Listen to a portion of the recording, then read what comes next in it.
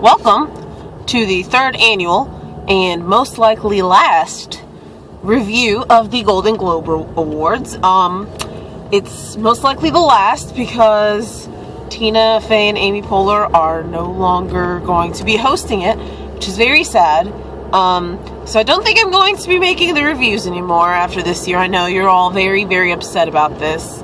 Unless there are hosts that I like that will be hosting the next few years, or at the very least next year's. So we'll see what happens with that. Anyway, so the Golden Globes, like I said, Tina and Amy's last time hosting. It's all gloomy today, I think, in the sadness of them no longer hosting the Golden Globes. Then again, I'm pretty sure the last 2 times that I've put up this review video type thing, it's been gloomy because January is always rainy and gloomy and depressing and yay, beginning of the year. Okay, so back to the actual review of the Golden Globes. It started off really strong, like surprisingly strong. That opening like 10-15ish minutes where Tina and Amy are just going off on everyone and everything. It was hilarious. I was laughing. I was like, oh my god, this is going to be the best one yet. They kept saying beforehand that, oh, it's their last one. What are they going to do, fire us? So they were going to like let everything go. Well, I guess it's not the right word, but whatever. They were going to just let it all out. Because, you know, why does it matter? They're not coming back the next few years. They can't do anything about it.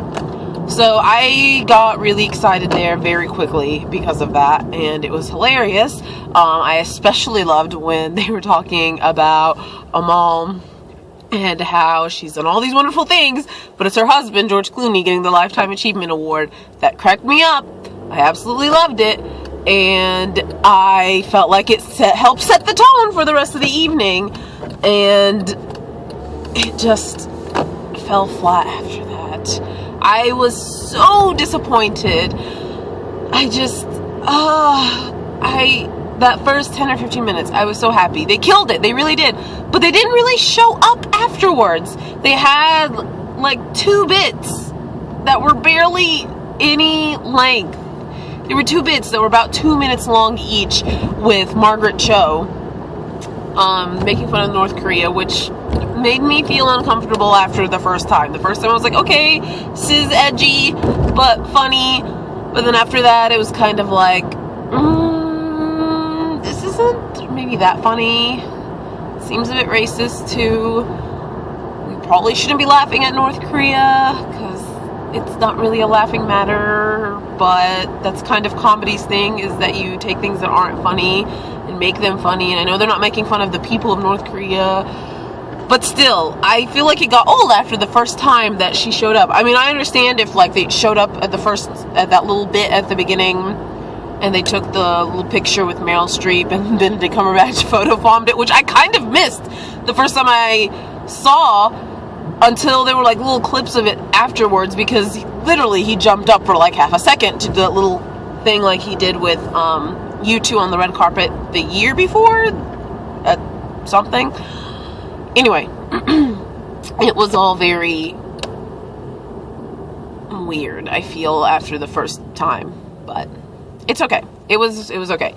I was just disappointed. It felt like there wasn't as much focus on the hosts as there were the years before. And I mean, I know that it's supposed to be for everyone getting the awards and stuff, but they didn't dress up like they always do, and they didn't do little bits in the crowd, because that was always one of my favorite things that they did. Last year, I think, when you had Amy dressed as Randy, Tina's long-lost son, and he's trying to find his father in the audience. And the year before, they both like dressed up and sat in the audience, I think, when they were both nominated.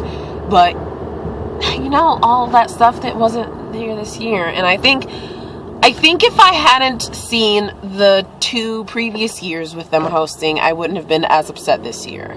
So I do recognize that part of it is myself hyping it up, but they kind of seemed to make it like it was going to be great because it's their last time. But on to the awards, I guess. didn't see any of the movies that have been nominated. Oh wait, no, the Lego Movie. I have seen the Lego Movie, which was nominated for Best Animated Film, but I have not seen any of the other movies. I want to see all those movies. I just haven't gotten around to actually watching them. Of all the movies that are nominated, I do really, really want to watch Boyhood, especially now because it took the Best Drama one. I really want to see Selma. I imagine that I'm going to cry and clap throughout the entire time. Speaking of Selma, when they won for Best Original Song, Common Speech, fantastic. Oh my gosh. You know, obviously not a funny moment, which is usually why I watch the Golden Globes. I like the funny moments, but it was a serious moment, and it was fantastic, and it was great, and that was a great speech by Common.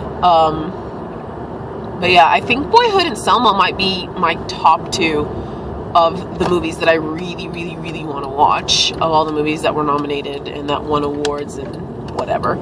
As for shows, I loved that Kevin Spacey won for House of Cards, because House of Cards is phenomenal. Should have won Best Drama. I don't know what this show, The Affair is, but it kept winning all these things. I don't know about that. It was like one of the few shows I'd never heard of. I guess is good, because these sort of awards bring that out, the shows that you've never heard about, or what you know, now you hear about them. They got these awards. Just because it's popular doesn't mean it's great. But House of Cards is popular, and it's great. And they showed the trailer after Kevin Spacey's acceptance speech, which was great because he brought out the censors. I thought that was hilarious, because they probably weren't expecting that if there was going to be someone to drop, you know, a curse word in primetime television, it wasn't going to be Kevin Spacey. Or maybe it was. I don't know. Point is that it was great. I love that he won, because his character of Frank Underwood is, holy crap. I mean, he's written very well, but he also, like Kevin Spacey, really brings him to life, and it's like scary how much he brings him to life. Billy Bob Thornton probably had the best speech of the night, in which he was like, I know you can get in trouble for saying anything, and these days you definitely get in trouble, I should know, so I'm gonna say thank you, bye. That was great. Jane the Virgin won for Best Actress, I think it was. Yeah, Best Actress. I think it's Gina Rodriguez is her name. I liked her speech a lot. It was really emotional, and it was great, and I want to watch Jane the Virgin. I had like seen bits about it, but I just I was a skeptic because it's on the CW. And I mean, I shouldn't really bash the CW. I've watched like Buffy and Angel, which I think started off on the CW, I'm not sure. But, I mean, most of the time, the CW doesn't have that sort of like quality television. So I had been a skeptic of it, but I guess I was wrong. Transparent won a lot of things, and I kind of want to watch that now. I had wanted to see it before. It seemed intriguing, but, you know, I guess I have to now. It won awards, you know. I know that makes me kind of sound like a bit of a tool that, well, it won awards, guess I'm watching it now because I have to listen to the awards people. But, I mean, these were shows that I'd wanted to watch, or movies that I'd wanted to watch anyway, and the fact that they won these awards kind of reestablished that I should probably check them out. Let's see, any other moments? I'm trying to think. I feel like other than certain parts of like the speeches that were really emotional, nothing really stood out. Obviously, I say that after I've been talking for forever. So obviously things did stand out to me. I loved it when Ricky Gervais came on stage and with his drink. That was hilarious. And I think that's about it. Sad to see Tina and Amy go. I hope my nomination for the people to host in the upcoming years, at least for the next year, are Kristen Wiig and Bill Hader, because it's just going to be hilarious the whole time, but most of the people won't get it, which is my favorite type of humor, because I'm pretty sure all Bill and Kristen would do is just crack each other up and laugh at all these stupid jokes, and everyone at home watching will be like, what is even going on here? And that would be great. Alright. That's all.